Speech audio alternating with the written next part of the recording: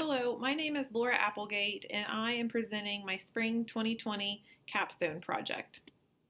I completed my practicum in a large academic medical center, and my learning goal was I wanted to look at current evidence-based research examining the use of 3M chlorhexidine impregnated tegaderm dressings.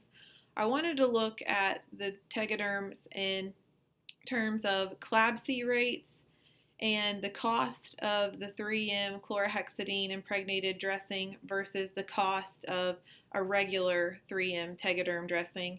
And I also wanted to incorporate a nursing education component as well. My overall nursing research question was, does 3M chlorhexidine Tegaderm dressing use as opposed to regular 3M Tegaderm dressing use decrease infection risk among hospitalized patients? My first objective was that I wanted to examine CLABSI rates in my practicum setting before the use of the 3M CHG Tegaderm. So the results were in fiscal year 2017, the CLABSI rate was 0.9, and in fiscal year 2018, the CLABSI rate was 0.8.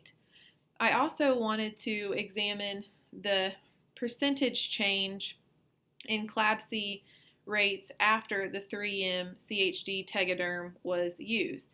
And in the first 3 months that my practicum used the 3M Tegaderm, the infection rates actually decreased by 18%. However, in July of 2019 and until December of 2019, the infection rate actually increased by 45%. My next objective was to observe the vascular access team and how they utilize the 3M CHG Tegaderm. I was able to observe the vascular access team inserting PICC lines and see how they use the CHG Tegaderm. And it's important to note that following the initial application of the CHG Tegaderm, it was then up to the floor nurses to ensure that the CHG dressing was always kept clean, dry, and intact, and that a new appropriate CHG dressing was then properly reapplied weekly. I also had the objective to raise awareness of the 3M CHG Tegaderm and how to properly use it among nursing staff. So I created an educational flyer that discussed the chlorhexidine Tegaderm, and I discussed this flyer with floor nurses.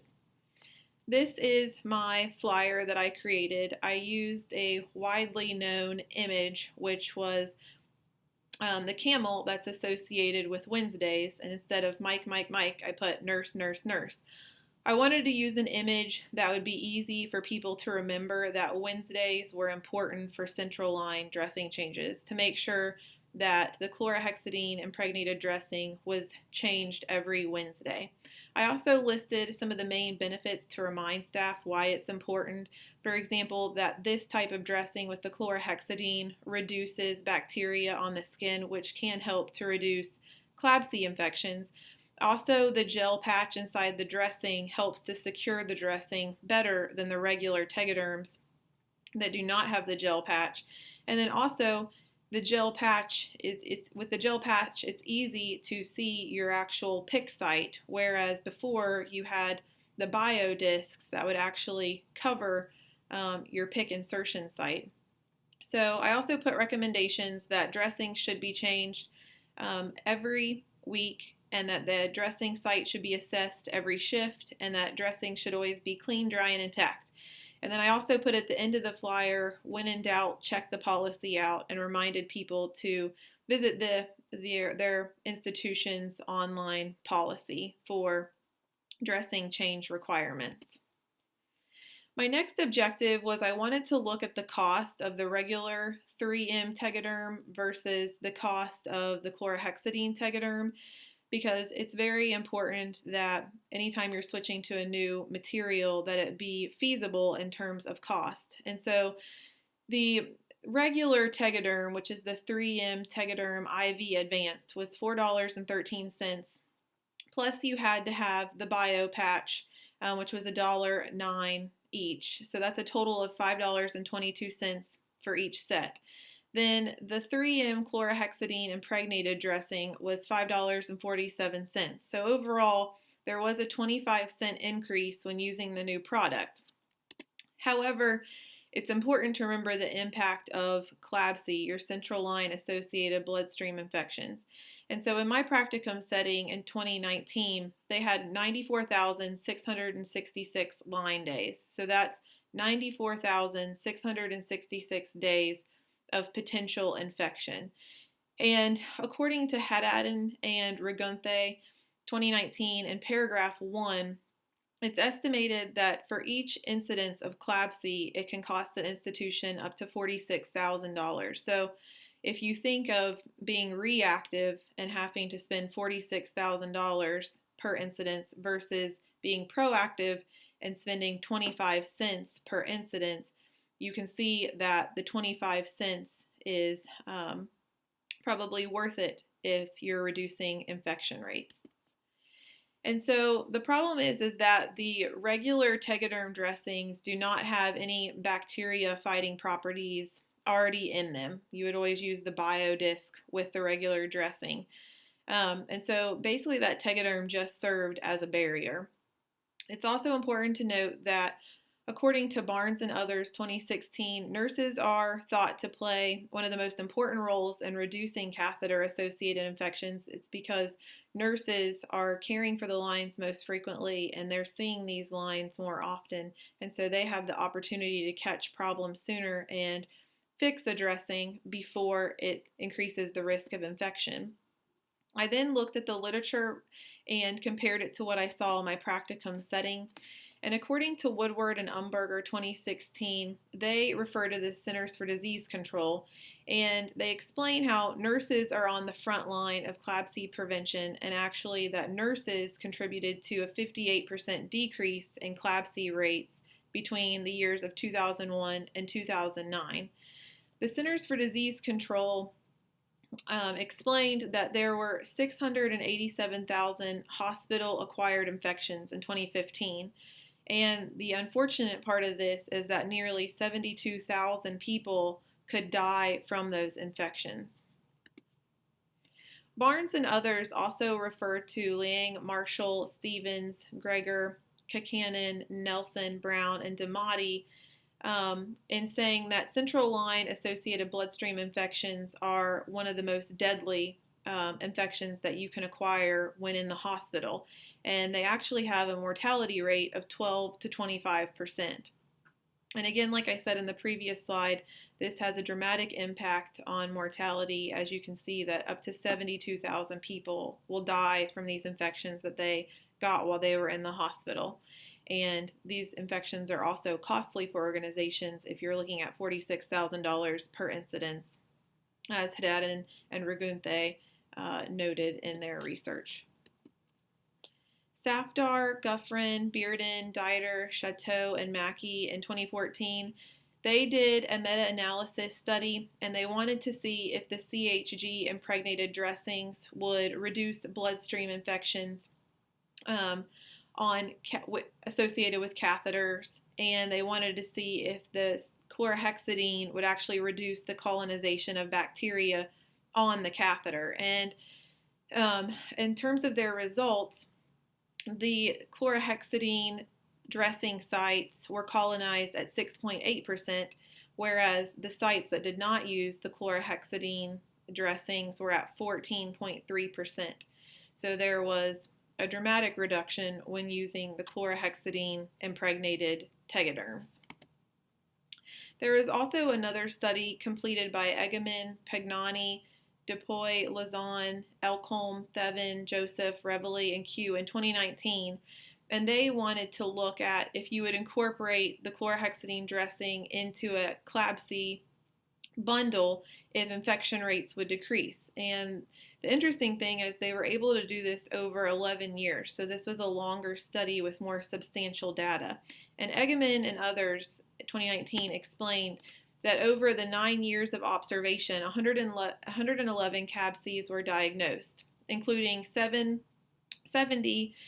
CRBSIs and 41 primary bacteremia cases. And They looked at introducing the chlorhexidine dressings over 9 years, and it was incorporated into the ongoing catheter bundle, and they saw a significant reduction in CABCs.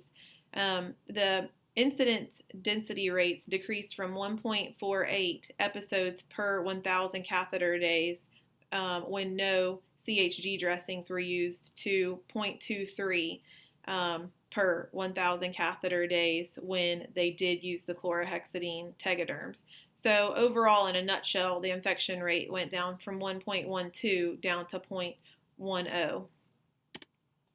Carpenter and Casey, Whitehouse, Nightingale, Das, and Elliott in 2016 also completed a study to look at chlorhexidine dressings and the colonization of bacteria on not only the catheter site, but on the catheter tip itself.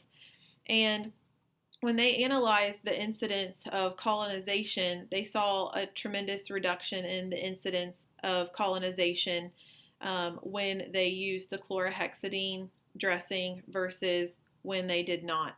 And you can see the results on the screen. There were 22 cases when they did not use the chlorhexidine dressings versus 10 when they did. My practicum site began using the chlorhexidine tegaderm dressing in April of 2019 and overall experienced an 18% decrease in infections for those first 3 months, April through June of 2019. However, then they experienced a 45% increase from July to December 2019. Best practice, our site implemented a required web-based training for nurses on not only how to apply the dressing, but how to take it off. Some of the PIC nurses that I talked to expressed their concern with the gel being on the inside of that dressing, that when they were worried that when nurses were taking that off, that they were displacing the catheter, and then when they were putting a new dressing on, they were reinserting that catheter and reintroducing bacteria into the bloodstream. So it was important to note in these required web-based trainings that they showed that you could use a sterile normal saline syringe to apply some normal saline on that dressing to help loosen it and lower your risk of actually displacing the PIC line. So also, the practicum setting maintained a policy for proper care of PIC lines and the requirements for their weekly dressing changes and how to do that step by step. Also, the vascular nurses round weekly to assess all of the PIC lines, and they use that data to provoke positive change. They talk to nurses, they troubleshoot, they see what dressings look like and if they're being changed appropriately, and then they help to re-educate units on how to do it properly. So, in a nutshell, what is missing from this data? And that's obviously long-term data. The practicum site has not used the chlorhexidine impregnated tegaderm long enough to have truly confirmed findings. And so I would recommend using it longer. And then also the site, they assessed nurses and got their feedback in regard to the use of the chlorhexidine tegaderms before they actually started using them.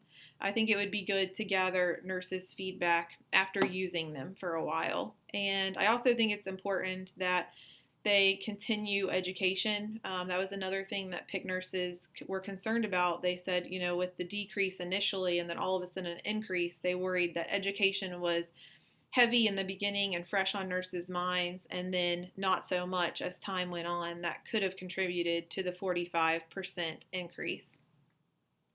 So overall, in answering my research question, do chlorhexidine impregnated dressings reduce infection risk among hospitalized patients? My answers were both yes and no. Yes, it did reduce it for 3 months, and then they experienced the increase. So we know that these dressings can. They're highly founded in evidence-based research, and my practicum setting saw a decrease in the infections. However, like I said, long-term data is needed to fully confirm. And here are my references, and I thank you for listening to my presentation.